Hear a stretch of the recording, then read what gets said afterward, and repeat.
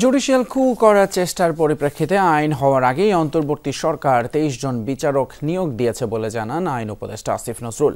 এতে কিছু ভুল ত্রুটি আছে বলে স্বীকারও করেছেন তিনি। সাবেক বিচারপতি মিফতা জামান বলেন, এই বিচারকদের অনেককেই তিনি মামলা পরিচালনা করতে দেখেননি। সুপ্রিম কোর্টের বিচারক নিয়োগ নিয়ে মতবিনিময় সভায় অংশ নিয়ে জ্যেষ্ঠ আইনজীবী এবং আইনের শিক্ষকেরা বলেন, সৎ, যোগ্য ও মেধার ভিত্তিতে পরবর্তী বিচারক নিয়োগ দেয়ার লক্ষ্যে আইন তৈরি করতে হবে। শ্রীলঙ্কা আবারও রপ্তানিতে শীর্ষে।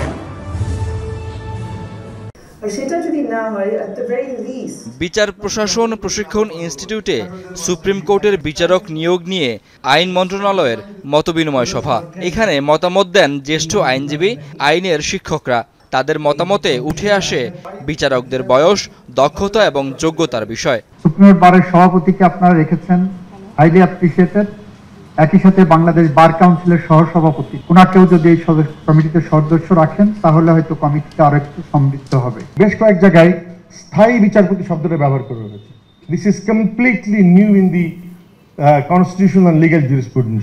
স্থায়ী শব্দটা পরিহার করার চেষ্টা করতে হবে। 10 বছর তো আছে কনস্টিটিউশনে, কিন্তু এই 10 বছরটা ইউটিলাইজ হলো কিনা তার জন্য একটাই মাত্র টেস্ট। তো সে 10টা জাজমেন্ট, সে 10টা কেস পুরো হিয়ারিং করেছে। এই গোপনে গোপনে জজ নিয়োগের সিস্টেম বাদ। কমিটির সবাই যদি কারো নাম প্রস্তাব এসে থাকে, এই প্রস্তাবিত নামগুলো নির্দিষ্ট সময় পর্যন্ত পাবলিক ডোমেনে দেওয়া উচিত মানুষের মন্তব্য চাওয়ার জন্য। শুধু বার থেকেই নয়, জুডিশিয়ারি থেকেও নিয়োগের বিষয়ে মত দেন অনেকে। তবে তা কত শতাংশ তা নিয়ে এসেছে নানা মত। বক্তারা বলেন, শুধু বয়স নয়, বিচারকের মাপকাঠি হোক সততা এবং যোগ্যতা। স্বচ্ছতা এবং জবাবদিহিতার জায়গাটা থাকতে হবে এবং সেটা সবার কাছে ভিজিবল থাকতে হবে। আবেদন করা হবে এবং বিচারপতি হিসেবে আবেদন করবেন। আমি এটার বিরোধিতা করি, এটা কেউ করবেন না।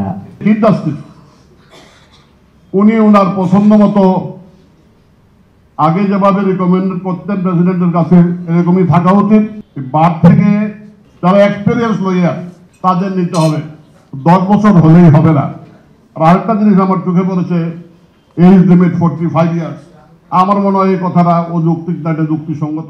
বিচারক নিয়োগের আলোচনার পরিপ্রেক্ষিতেই উঠে আসে সম্প্রতি নিয়োগ পাওয়া হাইকোর্ট বিভাগে 23 বিচারকের বিষয়ও।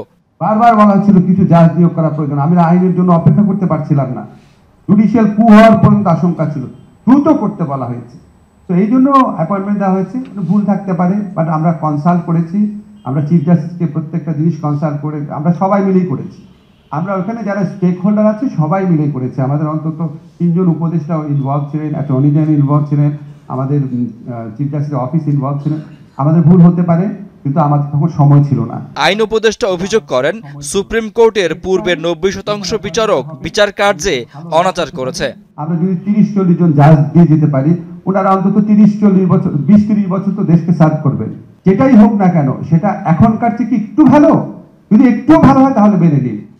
বিগত বছরে উচ্চ আদালত মানুষকে নির্যাতন ও মানবাধিকার লঙ্ঘনের কাজ করেছে বলেও মন্তব্য করেন আসিফ নজরুল। শাকিল হাসান, যমুনা নিউজ, ঢাকা।